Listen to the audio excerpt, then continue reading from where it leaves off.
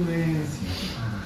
Muito bons dias a todos. Que a graça e a paz do nosso Senhor Jesus Cristo seja com todos vós.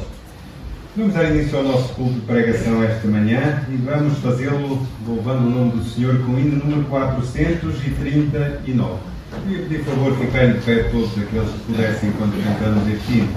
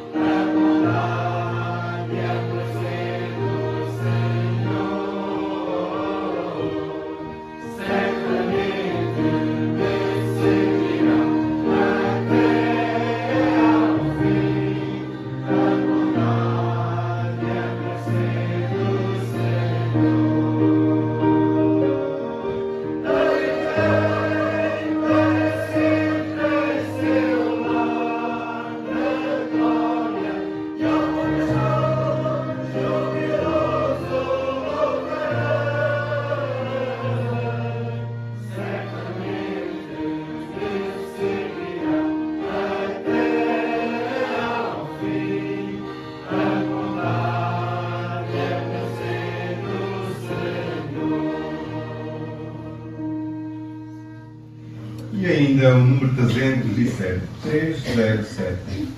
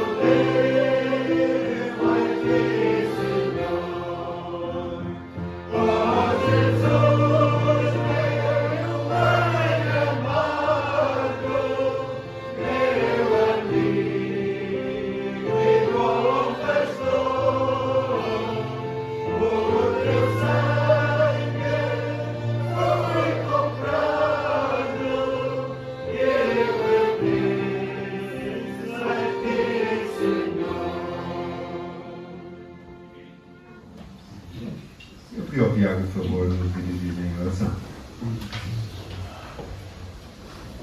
Senhor nosso Deus e nosso Pai, nós estamos tão gratos por podermos estar aqui mais um dia.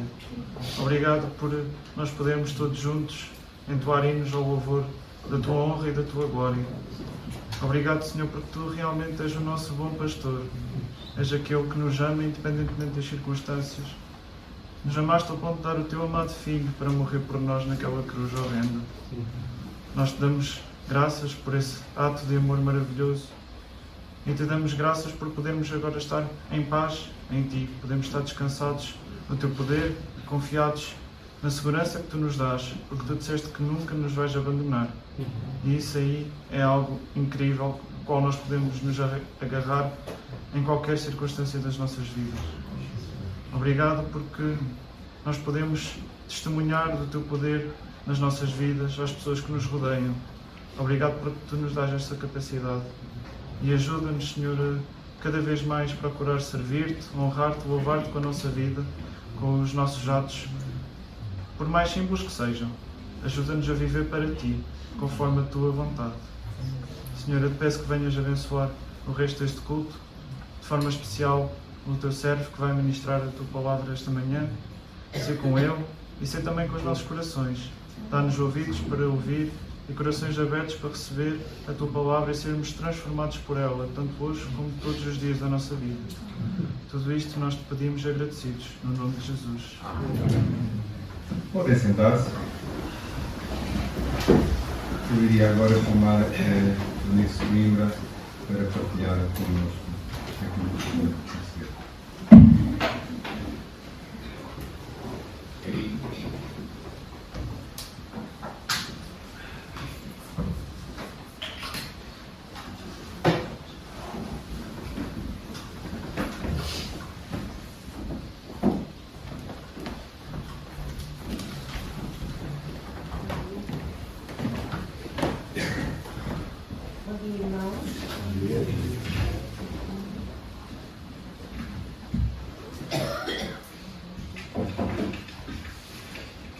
Vou partilhar com os irmãos um texto que é baseado no título Guarda o teu coração. De acordo com a Organização Mundial de Saúde, as doenças cardíacas.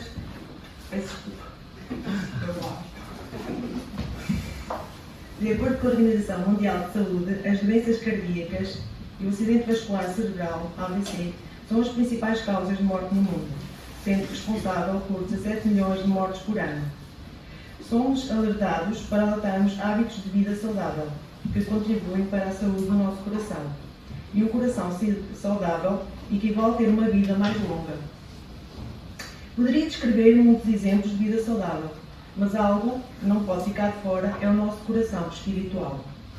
A Bíblia Sagrada, no livro de Provérbios 4, 23 a 26, diz-nos: sobretudo, o que deve-se guardar, guarda no teu coração, porque dele procedem as fontes da tua vida. Desvia de ti a falsidade da boca, afasta de ti a perversidade dos lábios, os teus olhos olham para a frente e as tuas pálpebras olham direto diante de ti. Pondera a vereda dos pés e de todos os teus caminhos que sejam bem guardados. Podemos verificar que, tal como devemos ter hábitos de vida saudável para o bem-estar do nosso coração físico, também para que tudo nos vá bem, Deus alerta-nos que precisamos de ter cuidados específicos para que o nosso coração espiritual, como guardá-lo. Guardar o coração é guardar o mais íntimo de nós, é guardar os nossos sentimentos, pensamentos, desejos, emoções, entre outros. É manter o coração longe da idolatria, inveja, ganância, imoralidade e conversas impróprias. Guardar o coração significa filtrar o que vemos e ouvimos, pois os nossos sentidos são portas abertas para a nossa alma. Portas que, dependendo das nossas escolhas, deixam entrar o bom ou o mau alimento para o nosso coração. Guardar o nosso coração é revesti-lo, capacitá-lo, fortalecê-lo através da leitura da Palavra de Deus, do louvor e da adoração. Guardar o nosso coração é não andarmos ansiosos por coisa alguma, mas em tudo, pela oração e súplicas em ação de graças, apresentar todos os nossos pedidos a Deus, e a paz de Deus, que excede todo o entendimento, guardará o nosso coração e a nossa mente em Cristo Jesus, como diz a Bíblia no livro de Filipenses 4, 6 a 7, que eu vou ler. Não estejais inquietos por coisa alguma, antes os vossos petições... Isto é idade, já me perdoa. Não estejais inquietos por coisa alguma, antes as vossas petições sejam em tudo conhecidas diante de Deus pela oração e súplicas com ações de graças. E a paz de Deus, que excede todo o entendimento, guardará vossos corações e vossos sentimentos em Cristo Jesus. Deus nos abençoe. Obrigado.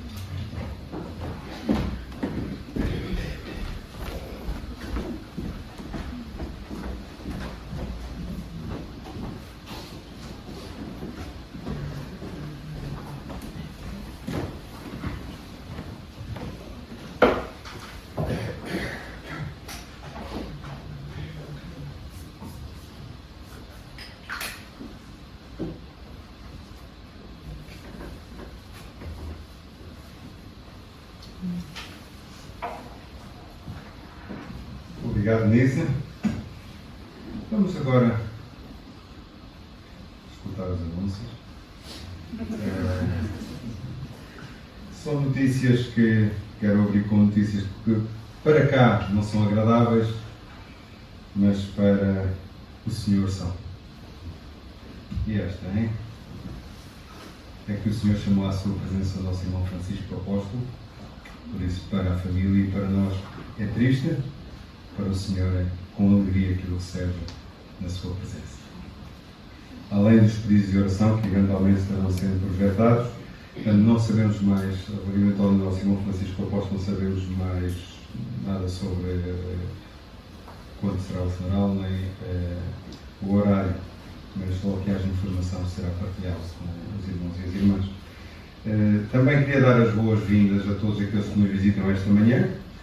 Temos a visita de um senhor que está lá ao fundo, que eu não conheço. Bem-vindo ao nosso meio, que o Senhor possa abençoá-lo na presença e na comunhão connosco esta manhã, e também o pessoal do GBU, que hoje vai fazer uma visita aqui. Muito obrigado pela vossa presença, que o Senhor vos abençoe também no vosso trabalho diário na Universidade, para que possam ser o sal da terra do mundo. Também o GBU tem algo para partilhar connosco esta manhã e eu iria chamar a Marta, que acho que é ela que vai fazê-lo. Queria também transmitir aos irmãos saudações do Ilbon e da Sanian, que estão em Moçambique, em Xai-Xai. Também da nossa irmã Rosa e Jorge Duarte e também do nosso irmão Américo Fonseca, que gostaria de estar connosco esta manhã, mas não lhe é possível. Ele terá que partir para o regresso a Moçambique já durante esta semana, de maneira que envia saudações para os irmãos aqui. Vou só preparar isto.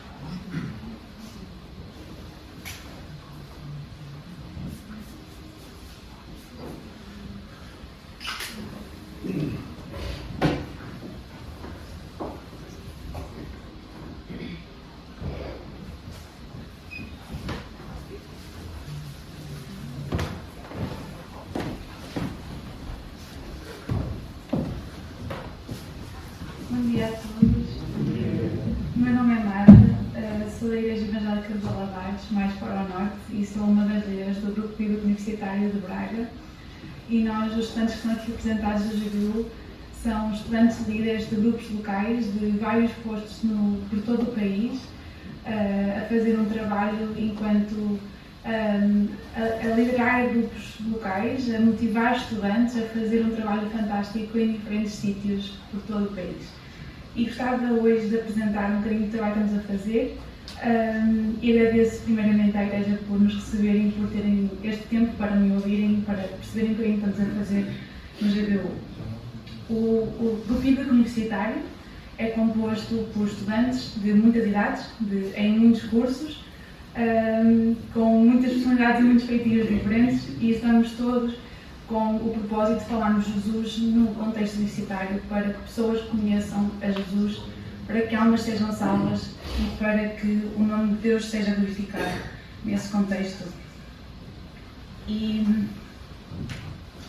neste momento nós temos 14 grupos locais ativos, temos 2 em que ainda estamos a estabelecer contactos e outros em que temos de facto pessoas disponíveis para receber estudantes, mas estamos à espera que outros grupos se formem, mas esses 14 estão já a funcionar, em que 4 desses são grupos estabelecidos, em que há uma direção específica para esses grupos, em que Coimbra é um desses grupos também, e é um trabalho fantástico que ele está a fazer aqui em Coimbra também.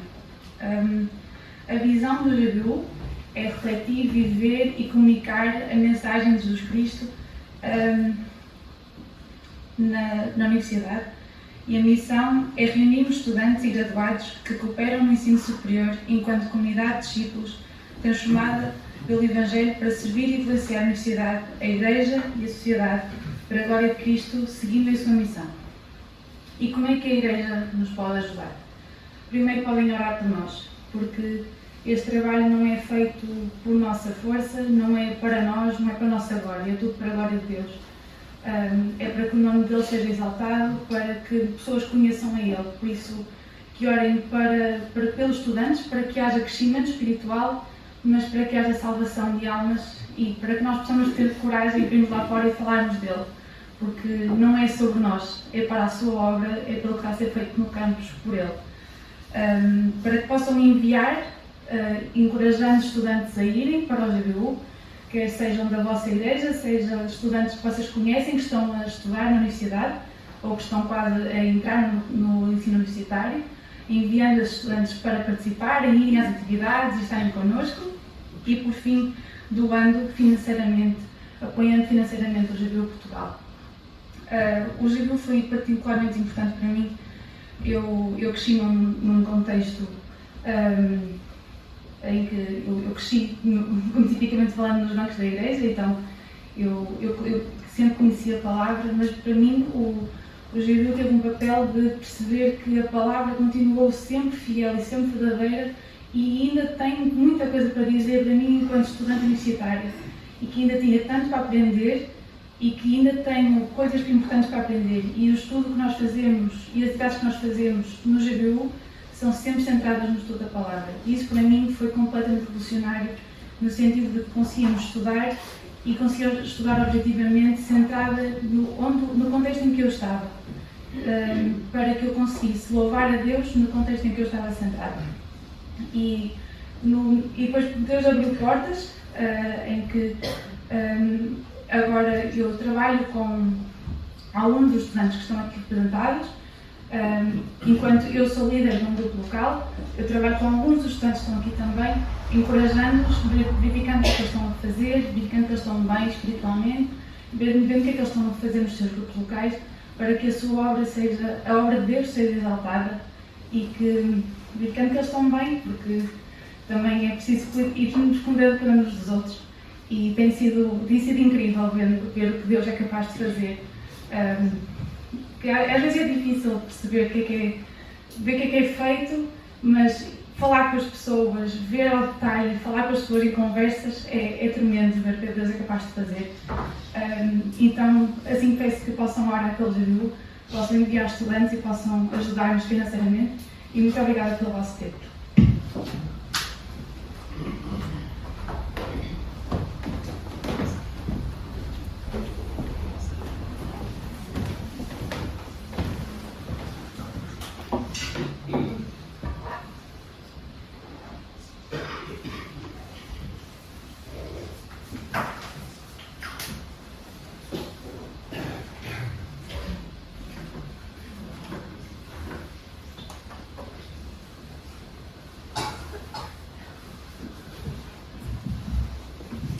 Obrigado, Marta. Obrigado ao GBU. E não esqueçam o apelo que foi feito. A Igreja pode fazer muito, orando, contribuindo. O GBU, no fundo, é o braço das igrejas locais na universidade. Daqui está o Tiago, da nossa igreja local, de outras igrejas locais, todos eles pertencerão a outras igrejas locais. E é um modo de a igreja alcançar os jovens na universidade. De outra maneira, não seria isso possível. Não nos esqueçamos, então, deste trabalho que, ao longo dos anos, tem sido enviado o nosso conhecimento ao longo de muitos anos. Não nos esqueçamos de continuar orando e, na prática, também. Na prática. E, quando falo na prática, contribuindo também para este trabalho. Porque há obreiros dedicados ao GBU.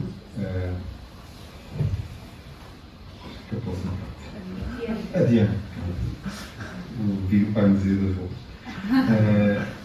A Diana é um desses casos. Ela está dedicada ao GBU, praticamente a 100%. Qualquer dia já não tanto a 100%, mas por enquanto ainda está a 100%. E precisa também de sustento para esse tempo que ela está a trabalhar ali. E assim como ela, outros também. Daí o pedido também da Marta, no sentido de contribuirmos monetariamente para este trabalho.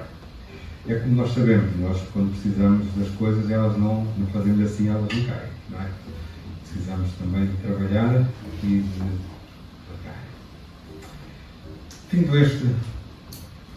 todo este resumo, vamos dar continuidade ao nosso culto, cantando o hino número 361, e vamos aproveitar, como todas as coisas, não é? Para levantar a nossa oferta para a obra do Senhor, porque a mesma também não se sustenta só com as orações, mas também com as ofertas, e, como tal, destina-se aos membros da Igreja, e assim as nossas visitas não devem sentir-se constrangidas a contribuir. 361 e de pé todos aqueles que puderem, se faz favor.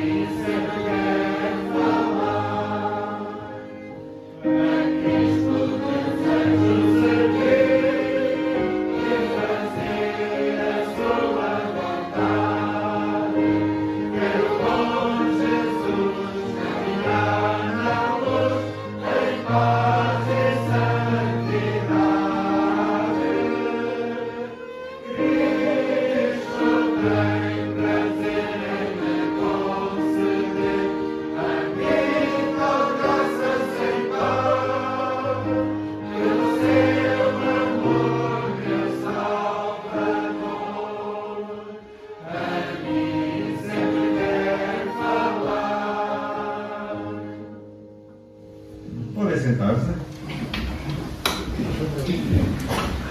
Iremos então agora escutar aquilo que o Senhor tem para nos falar esta manhã. Como no domingo passado foi um culto especial de Páscoa, que coincidiria com o culto da responsabilidade dos jovens, como tal o seguimento do estudo da carta de Samuel, propriamente. Como tal, esse tema, esse estudo, a continuidade desse estudo será retomada hoje e será o Elias a partilhar connosco essa parte de Samuel. Eu não vou dizer mais nada, que é para manter o suspense e depois tratará do resto. Vou só trabalhar isto.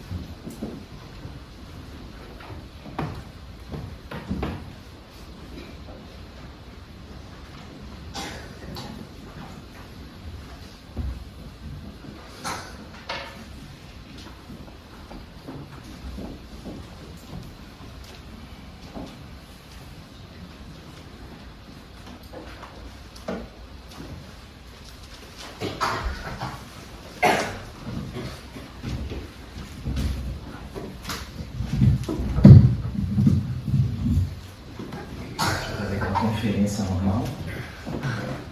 Já foi. Bom dia, igreja. Que a graça e a paz do nosso Senhor e Salvador Jesus Cristo esteja com todos nós hoje e sempre. Hoje temos tantos visitantes que eu estou me sentindo, não aqui na Sota, estou me sentindo em outra igreja, mas é assim que é bom.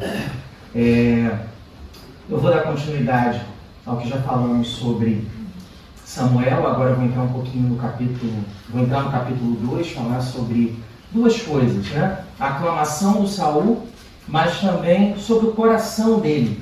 Um detalhe que é super interessante aqui no texto, para vermos depois com calma. Sumiu aí, Abel? Não, né? Sumiu e voltou? Não. Lembrando, já falei sobre isso, vou falar mais um pouquinho. O livro de 1 Samuel, ele retrata uma transição, na verdade, de como Israel vivia. Israel chega às portas da terra prometida com Moisés, depois o ingresso na terra prometida, especificamente com Josué. Israel tem extrema facilidade em dominar o território no momento inicial. Conseguem com grande facilidade ocupar o território.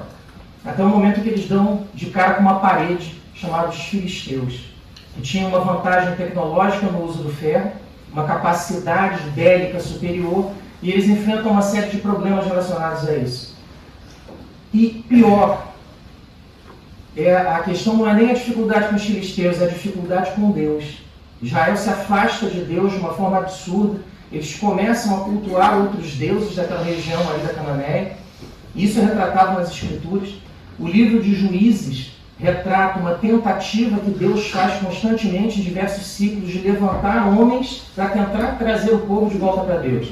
O povo volta para Deus, depois se perde. Volta-se para Deus, voltam a se perder. E isso uma sequência muito grande, até que o livro de Juízes termina, na verdade, com uma espécie de guerra civil. A situação fica extremamente complicada. Deus levanta um homem chamado Samuel, e o Samuel concentra nele a capacidade com as funções de juiz e de sacerdote. Ele reúne essas funções nele no momento em que ele vai ungir posteriormente Saul e passar a parte do poder temporal, do poder civil para Saul e iniciar a monarquia. É um período de transição da teocracia para a monarquia e do período de juízes para a monarquia. Já falei aqui, o último juiz Samuel, ele transfere essas atribuições de autoridade política para Saul e esse período de guerra com os filisteus. Esse é o contexto histórico. Lembrando, Se Samuel nasce ali em 1115 a.C., capítulos 1 a 3, né? Esses são os principais temas do texto. Depois a Arca da Aliança nas mãos dos filisteus, capítulos 4 a 7. Aqui o terceiro trecho que nós vamos ver um pouquinho mais, que é a instituição da monarquia com a unção de Saul, capítulos 8 a 12. Depois o reinado de Saul e a sua rejeição, nos capítulos 13 e 14. E nos capítulos 15 a 18, a ascensão de Davi e a queda de Saul, né? Mais ou menos em 1010 a.C. Lembrando, o que nós vimos na última oportunidade que eu estive aqui com os irmãos? Falamos do capítulo 9, início do capítulo 10. O que aconteceu nessa transição, nesse período aqui específico? Saul é ungido como rei de forma secreta. O profeta Samuel chama Saul e unge Saul. Deus utiliza ali uma questão de animais que se perderam. Ele é guiado até Ramá, e em Ramá ele é ungido como rei, mas de forma secreta. Depois ele vai ter uma aclamação pública, e é isso que nós vamos ver agora. Tá? Então nós vamos ver aqui, 1 Samuel capítulo 10, versículos 2 a 27, mais ou menos a data provável 1093 a.C., já faz tempo. Tá? E vamos falar sobre a mudança do coração de Saul e a aclamação dele como rei de Israel. O que nós vamos ver então? 6 lições importantes que esse texto traz para nós. Eu vou dividir o texto, porque ele é muito grande. Eu vou dividir e vou focar em 6 pontos. Mas antes de fazer isso, baixa a sua cabeça comigo aí, fecha os seus olhos, vamos orar e pedir a Deus para que Ele nos abençoe, como Ele sempre faz. Que bom, Senhor, estarmos na Tua casa. Que bom, Senhor, porque as restrições se aliviam, já a possibilidade de nós não utilizarmos as máscaras em determinados contextos, e somos gratos por isso. Somos gratos porque a igreja não para. Somos gratos porque a igreja continua, o teu poder é o mesmo hoje e sempre. E somos gratos porque o Deus de Samuel é o nosso Deus. Faz assim, Senhor, no nosso coração, que nós possamos aprender, através da tua palavra, como podemos te agradar e de que forma podemos viver, Pai, para te honrar. É o que nós pedimos e agradecemos, Senhor, em nome de Jesus. Amém. Olha só, meus irmãos, que lições que esse texto traz, eu separei a primeira aqui. A primeira lição é que Deus demonstra, através de sinais claros, que Ele está sempre conosco. Deus demonstra, saiu aí? Deus demonstra, através de sinais claros, que Ele está sempre conosco. Eu brinco que tem algumas situações que acontecem na minha vida, eu tenho certeza que na sua vida também. Primeiro, você olha e fala assim, isso não é uma coincidência. Segundo, determinadas coisas que Deus faz na nossa vida, Ele faz questão de assinar o nome dEle. Parece que você olha uma pintura bonita e ali embaixo é o nome do autor daquela pintura ali. Determinadas coisas que Deus faz, Ele faz propositalmente, deixando sinais para que você tenha certeza e convicção de que foi Ele quem fez. Vem comigo aqui no texto. Dá uma olhada aqui, eu vou ler na Almeida Revista Atualizada. Olha o que Deus faz com Saul. E por que Deus faz isso com Saul? Dá determinados sinais para ele. Porque Saul era gente como a gente. Saul cria, mas duvidava. Tinha fé, mas não tinha. Ficava assim, Deus, mostra de novo. Tem certeza que é para fazer isso? É assim mesmo? Olha, eu vou, hein? Eu vou, mas não vou. Eu vou desconfiando. Olha, Senhor, se não for, mostra para mim. Você não pensa assim também? Saul é gente como a gente. Olha o que Deus faz com ele. Ele dá uma sequência de sinais para que ele tenha convicção de que ele está fazendo. O chamado dele para ser rei em Israel vem da parte de Deus. Versículo 2.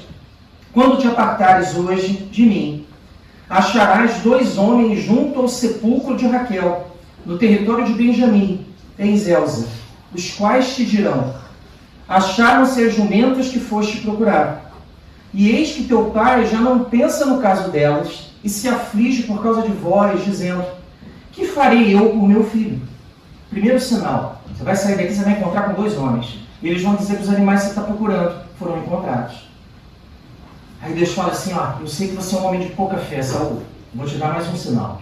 Aí você fala assim, nossa, Saul não tinha fé. Fazemos a mesma coisa. Versículo 3. Quando dali passares adiante e chegares ao carvalho de Tabor, ali te encontrarão 3 homens que vão subindo a Deus a Betel. Eles vão levar um sacrifício a Deus. A Betel, provavelmente um sacrifício que seria consumido no altar de sacrifício, seria queimado. Um levando 3 cabritos, outro 3 bolos de pão e outro um odre de vinho. Eles te saudarão e te darão 2 pães, que receberás da sua mão. O que acontece aqui?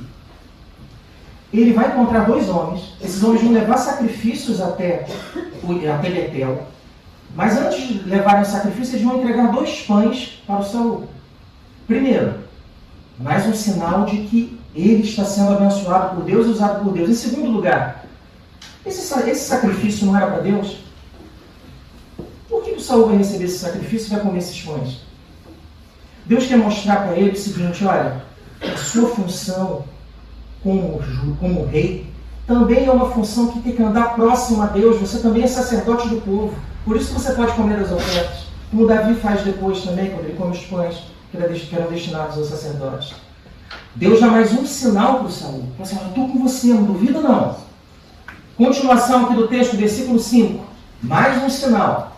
Então seguirás a Gibeá Elohim, onde está a guarnição dos filisteus. E há de ser que, entrando na cidade, encontrarás um grupo de profetas que descem do alto, precedidos de saltérios e tambores, e flautas e harpas, e eles estarão profetizando. Terceiro sinal que Deus dá a Saul: olha, você vai até Gibeá. Quando você chegar lá, você vai encontrar um grupo de profetas, muita música e tudo, e você vai se aproximar deles. Esse é o terceiro sinal que eu estou com você. Além disso, mais um sinal. Versículo 6. O Espírito do Senhor se apossará de ti, e profetizarás com eles, e tu serás mudado em outro homem. Quando estes sinais te sucederem, faze o que a ocasião te pedir, porque Deus é contigo. Olha quantos sinais.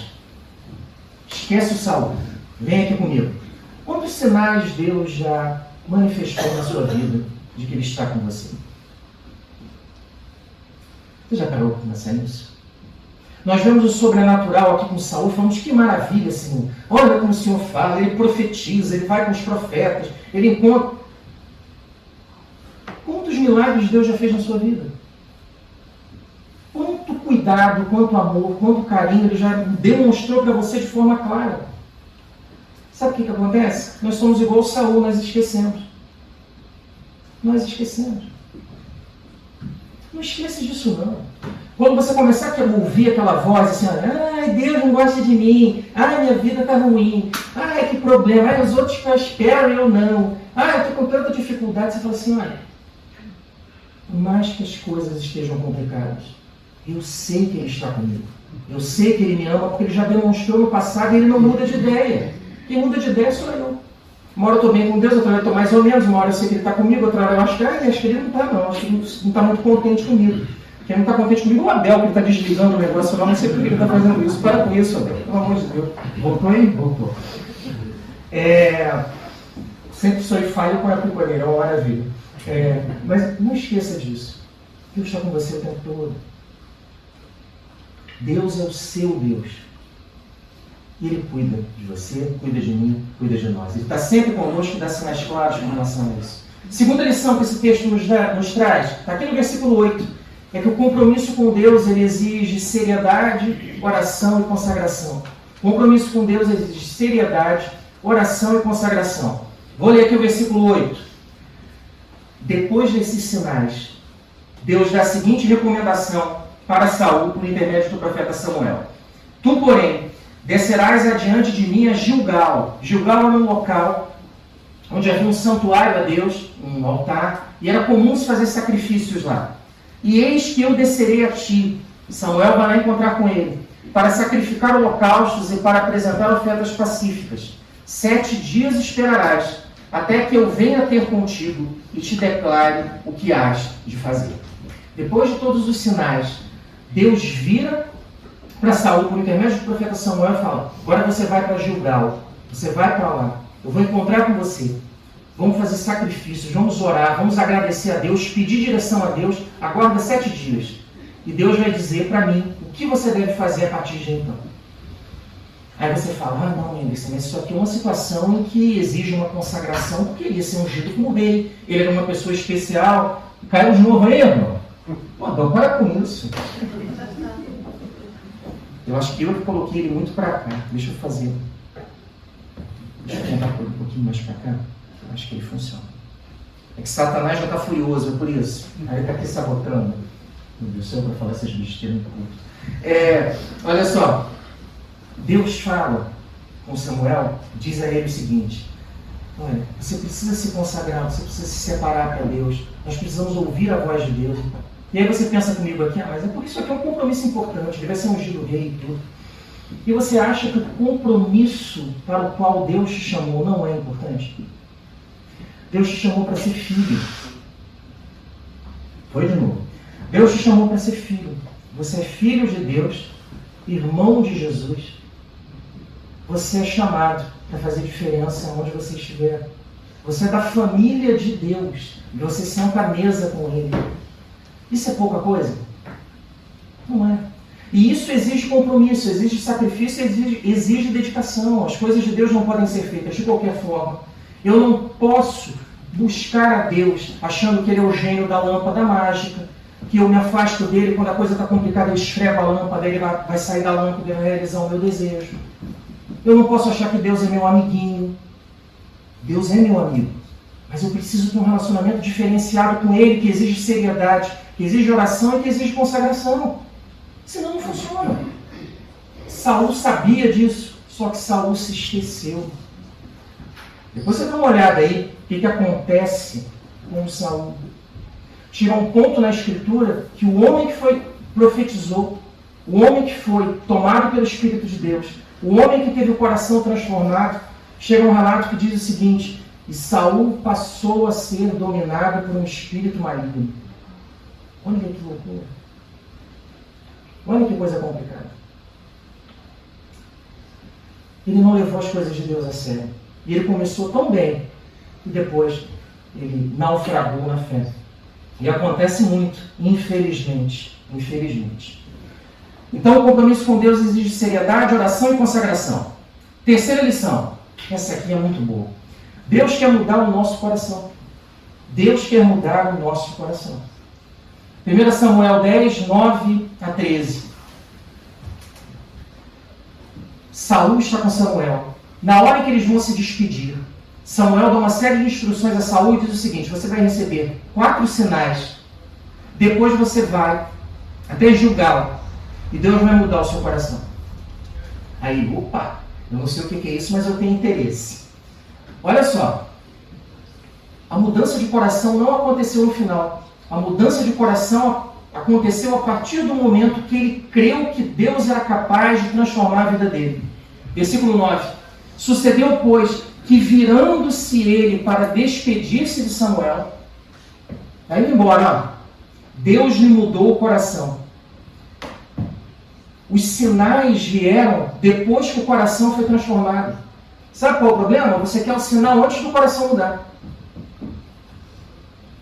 Você quer o Deus do milagre? Eu também quero, gente. Eu sou igual, eu não sou diferente de vocês, não. A gente quer o Deus do milagre, mas não quer a mudança com Deus. Eu quero o milagre de Deus, mas eu não quero a mudança. Vai estar tão bonzinho meu pecado de estimação, eu vou mantê-lo aqui no meu coração, eu não quero mudar, e deixa como está. E se Deus puder fazer o milagre, melhor ainda. Deus lhe mudou o coração e todos os sinais, esses sinais, se deram naquele mesmo dia. Chegando eles a Gibeá, eis que um grupo de profetas lhe saiu ao encontro. O Espírito de Deus se apossou de Saul e ele profetizou no meio deles. Saul era profeta? Saul era um homem do campo. O pai dele tinha muitas propriedades e ele era um homem do campo. Ele vai, o Espírito de Deus se apossa dele e ele passa a profetizar. Por que aconteceu isso? Foi um sinal para mostrar que Deus estava com ele, para mostrar que Deus era com ele e ele não tinha só a função a partir daquele momento de governar, ele tinha a função de auxiliar o povo nas questões espirituais. Ele também era sacerdote, ele também deveria auxiliar. E aí, versículo 11, ele está na cidade dele, Gibeá. Todos os que dantes o conheciam, vendo que ele profetizava com os profetas, diziam uns aos outros: que é isto que sucedeu ao filho de Quis? Está também Saul entre os profetas? Então um homem respondeu: Pois quem é o pai deles? Pelo que se tornou em provérbio. Está também Saul entre os profetas, e tendo profetizado, seguiu para o alto. Deixa eu te chamar a atenção só para o seguinte, versículo 12, a segunda parte. Fala que se tornou um provérbio. Está também Saul entre os profetas? Sabe por que isso se torna um provérbio?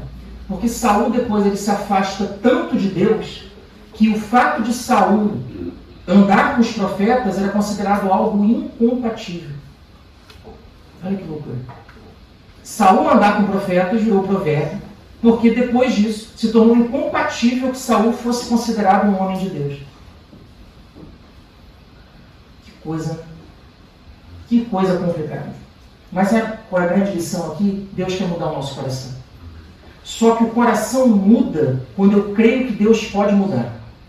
Quando eu confio nele, quando eu creio nele. Porque se eu achar que eu mudo quando eu quero, do jeito que eu quero, na hora que eu quero, não muda. Não é assim que funciona.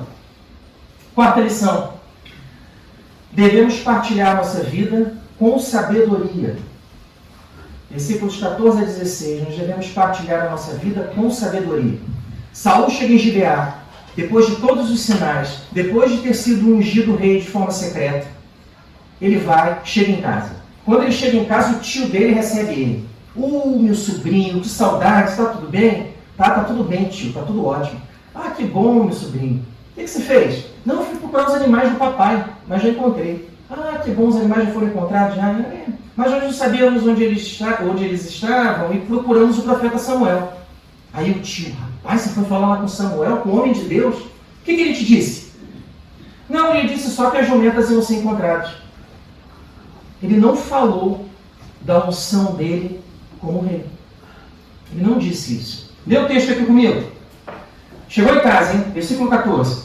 Perguntou o tio de Saul a ele e ao seu moço: aonde fostes? Respondeu ele: a buscar as jumentas. Vendo que não apareciam, fomos a Samuel. Então disse o tio de Saul: conta-me, peço-te, que é o que vos disse Samuel? Respondeu Saul a seu tio: informou-nos de que as jumentas foram encontradas. Porém, com respeito ao reino de que Samuel falara, não lhe o declarou. Vamos lá. Qual é o problema de você contar para o seu tio uma determinada coisa da sua intimidade da sua vida? Problema nenhum. Mas repara numa coisa. Saul havia sido ungido por Samuel de maneira secreta. E ele pensou assim: olha, se ninguém sabe, Deus é que tem que revelar. Eu não vou contar para ninguém. Eu vou esperar a ordem de Deus para agir da forma como devo agir, como devo proceder. Nós precisamos ter sabedoria ao compartilhar determinadas coisas na nossa vida, ou da vida dos outros. É muito ruim quando alguém é extremamente fechado, não compartilha nada, vive extremamente enclausurado, fechado, não tem ninguém para se abrir. Mas é muito complicado também quando a vida é extremamente aberta e alguém não tem nem privacidade nem intimidade. Fala de tudo para todos, de qualquer jeito, todo mundo sabe de tudo. Existe um equilíbrio aí que deve ser seguido. E o equilíbrio é a sabedoria dada por Deus. Olha como é que Samuel se comportou. Né? Eu acho que se eu fosse nessa situação, eu ia falar assim: tio, você não sabe, tio. Eu fui ungido rei. Tá uma maravilha, vou pegar a coroa, tá? Vai ser linda a coroa. Ah, eu vou governar e vou te colocar ainda num cargo bom, tio. Não é esse o desejo que nós temos? Posta lá no Instagram: coroação, fui ungido rei. Mas não é assim. Existem coisas que precisamos da sabedoria e da sabedoria de Deus para compartilhar a vida com sabedoria. Quinta lição: o que nós desejamos nem sempre é o melhor. Eu lembro quando isso, a Flávia sabe disso muito bem. Eu lembro que tinha um escritório de advocacia lá no Brasil, que eu tinha um sonho de trabalhar muito grande. Eu tentei durante anos ir para lá, nunca consegui. Aí um belo dia, meu telefone tocou e eu fui chamado. Aí, ai, que maravilha. Aí eu tinha uma sala grande, bem bonita. Aí vinha servir um cafezinho, uma água. Era uma maravilha aquele lugar. Eu fiquei lá 63 ou 64 dias. Não era para mim. Não era para mim. Eu nunca fiquei tão feliz de sair do lugar que eu trabalhei quando eu saí de lá. Às vezes nós imaginamos coisas e achamos que é o melhor de Deus, mas não é. Às vezes os nossos sonhos, em algumas situações, parecem ser excelentes, mas não são os sonhos de Deus. Nesse texto que nós vamos ler aqui, o povo clama por um monarca. Precisamos de um rei vai nos libertar dos filisteus. Todos os povos aqui ao redor têm rei, menos nós. Se tivermos um rei, o nosso problema vai ser resolvido. Depois nós vamos ver que isso não funcionou muito bem. Pior, o profeta Samuel diz depois o seguinte: vocês rejeitaram Deus, porque quem governa Israel é o Senhor. Israel é uma teocracia. Só que vocês abriram mão de Deus para ter um governante humano e isso vai ter consequências para vocês. Nem sempre o que nós desejamos é o melhor. Olha o texto aqui. Convocou Samuel o povo ao Senhor em Mispa e disse aos filhos de Israel: assim diz o Senhor, Deus de Israel: fiz subir a Israel do Egito e livrei-vos das mãos dos egípcios e da mão de todos os reinos que vos oprimiam. Mas vós rejeitastes hoje a vosso Deus, que vos livrou de todos os vossos males e trabalhos, e lhe dissestes: não, mas constitui um rei sobre nós. Agora, pois, ponde-vos perante o Senhor, pelas vossas tribos e pelos vossos grupos de milhares. Samuel manda o povo se organizar, e eles vão fazer um sorteio para escolher quem vai ser o governante. Quem vai ser o governante de Israel? Mas é um sorteio que Deus vai direcionar o resultado, porque Saul já foi ungido. Versículo 20. Tendo Samuel feito chegar todas as tribos, foi indicado por sorte a de Benjamim. Como é que se fazia esse sorteio? Provavelmente pegava-se um vaso, colocava-se o nome das tribos, e alguém ia lá e tirava essa sorte. Então caiu primeiro a sorte de Benjamim. Segundo sorteio, tendo feito chegar a tribo de Benjamim pelas suas famílias, todas as famílias no potinho vão tirar o nome, foi indicada a família de Matre, e dela foi indicado Saul, filho de Quis. Mas quando o procuraram, não podia ser encontrado. Saul se escondeu. Isso é um mistério bíblico. Por que o homem se escondeu? Nós não sabemos se é porque ele era uma pessoa humilde, não queria ser ali, num primeiro momento, identificado. Se ele já sabia do resultado do sorteio e por humildade ele quis se esconder, se ele teve medo da responsabilidade, nós não sabemos, mas ele foge. Versículo 22. Então tornaram a perguntar ao Senhor se aquele homem viera ali. Respondeu o Senhor: está aí escondido entre a bagagem. É o que o texto bíblico falou, não se escondeu mesmo. Correram e o tomaram dali. Estando ele no meio do povo, era mais alto e sobressaía de todo o povo do ombro para cima. Então disse Samuel a todo o povo: vedes a quem o Senhor escolheu? Pois em todo o povo não há nenhum semelhante a ele. Então todo o povo rompeu em gritos, exclamando: viva o rei! Declarou Samuel ao povo o direito do reino, escreveu num livro e o pôs perante o Senhor. Então despediu Samuel a todo o povo, cada um para a sua casa. Olha, como a minha formação é em direito, eu não ia falar sobre isso, mas eu não aguento, tá? Tem uma parte aqui que fala no versículo 25, que escreveu num livro o direito do reino e pôs perante o Senhor.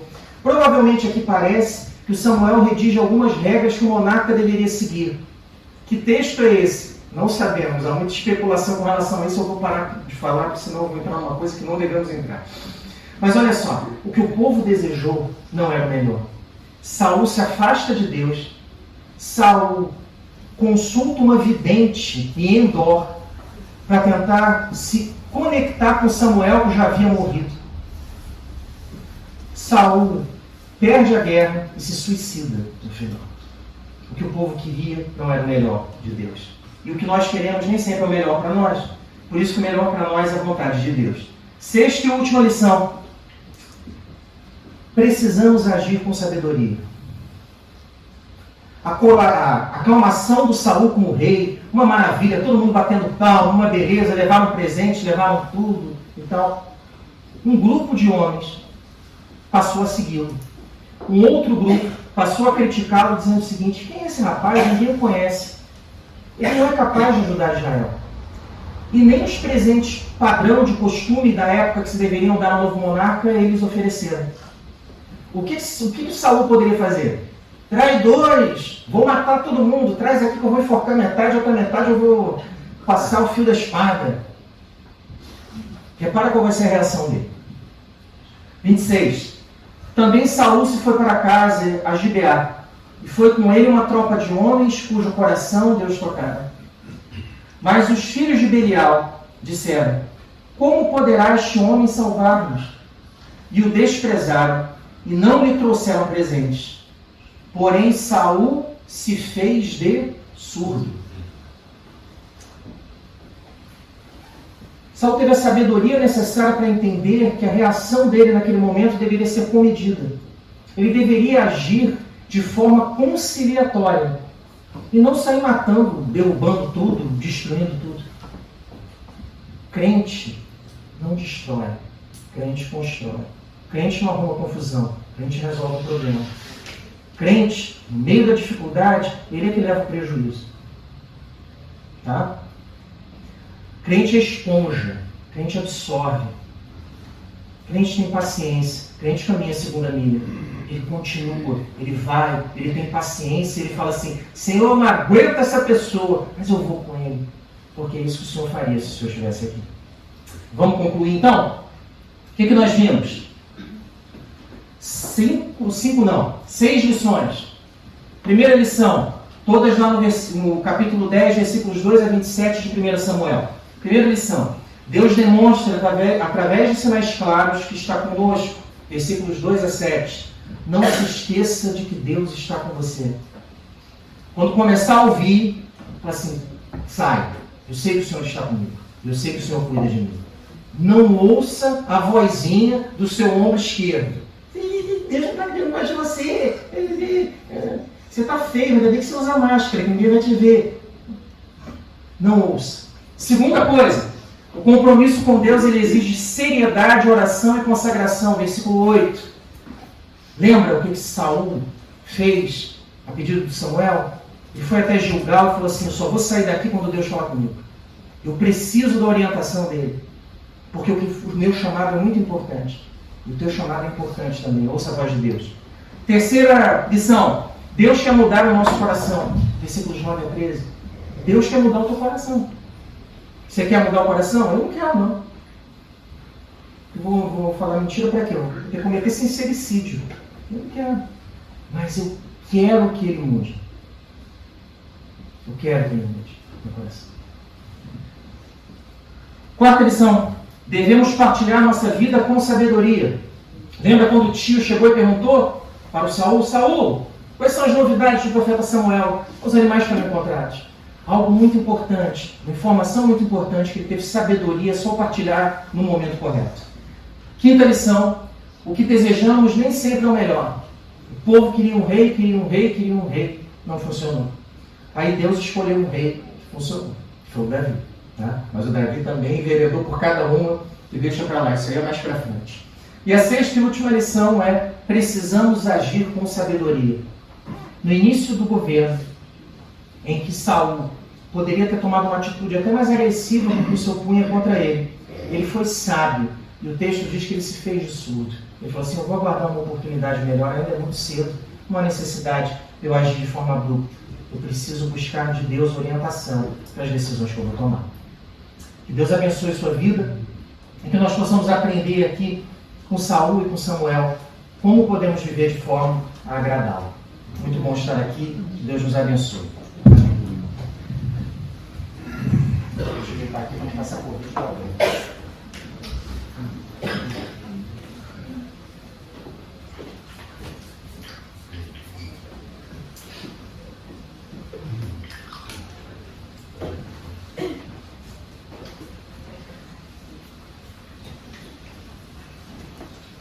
Agora eu vou sentar de máscara, sem máscara, vou até lá sem máscara só de desaforo para comemorar que eu estou sentando.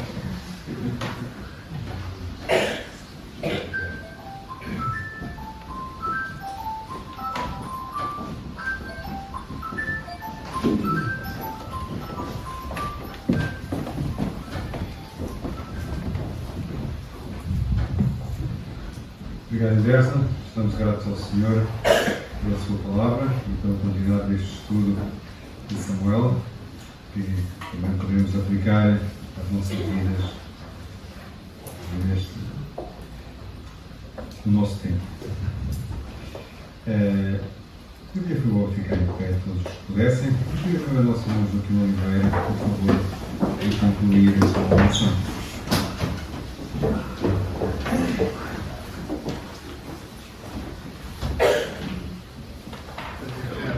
Pai, nós te louvamos esta manhã, porque mais uma vez queremos te agradecer este privilégio que nos dás. Podemos estar em tua presença do Deus soberano, Deus eterno, Deus glorioso e majestoso, que tem o amor suficiente para nos convocar, estarmos em sua presença, aprendermos de ti. Obrigado, Senhor. Nesta manhã nós te agradecemos porque as nossas expectativas não foram mudadas. Tens-nos ensinado, tens-nos aconselhado, tens-nos recomendado coisas tão boas. Agora só nos falta, Senhor, rogar-te a tua graça e a tua bênção para as nossas vidas, para que possamos pôr em prática, para que possamos, ó Senhor, processar corretamente a tua informação e o teu conselho. Aceita a nossa gratidão por tudo que fizeste nestes cultos. Aceita também a nossa gratidão pelo testemunho que podemos ouvir destes jovens que fazem parte do milagre de, presentemente, com o mundo da maneira terrível que está, ainda há quem te queira, ainda há quem te deseje, ainda há quem te ame, ainda há quem queira dizer aos outros que tu és bom e és Salvador. Obrigado, Senhor. Abençoa estes jovens, abençoa de uma maneira especial aqueles que têm a responsabilidade de orientar, de dirigir, pois sabemos que tu capacitas, tu ajudas e tu escolhes aqueles para os quais tens dado os teus dons. Espero na tua paz, na tua graça para os nossos irmãos e continua a abençoar-nos. Nós te obrigamos e agradecemos tudo em nome de Jesus. Temos chegado ao final do nosso culto. Quero desejar a todos um bom dia. E, tratando o nosso nome aí, quero partilhar alguma informação com os irmãos. Podem sentar-se, por favor.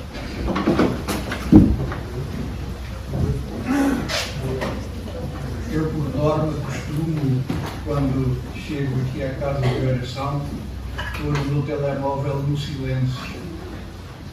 E hoje não pus. Não me lembrou. E se eu tivesse posto no silêncio, não teria recebido, mesmo agora, uma notícia importante para transmitir à igreja. Deus tem os seus propósitos. Não foi por acaso que eu me esqueci de pôr no silêncio. Foi tudo que o Senhor quis. É para dizer que a agência funerária do Espinhal telefonou-me dizendo que o corpo do nosso irmão apóstolo vai vir e vai dar entrada aqui na casa de oração às 13h30 e que o funeral se vai realizar amanhã, tendo a cerimónia lugar aqui às 14h30 e depois o corpo seguirá para o cemitério de Santo António dos Olivais. Vede como o Senhor prepara todas as coisas. Louvemos por isso. E se eu tivesse colocado o telemóvel no silêncio? Era uma atrapalhada, não é? Este comunicado e esta notícia, depois estar a telefonar aos irmãos, eu estou aqui os irmãos todos. Deus é bom para nós. Portanto, hoje às 13h30, o corpo do nosso irmão apóstolo, digo o corpo porque a alma está com o Senhor, não é? Vai vir para aqui. Amanhã, às 14h30, terá início aqui a cerimónia, o culto, portanto, com a presença do corpo e a presença dos irmãos que puderem vir. Amanhã é feriado, há, portanto, facilidade e possibilidade, não é? E depois o corpo seguirá para Santo António dos Olivais. Obrigado por este tempo.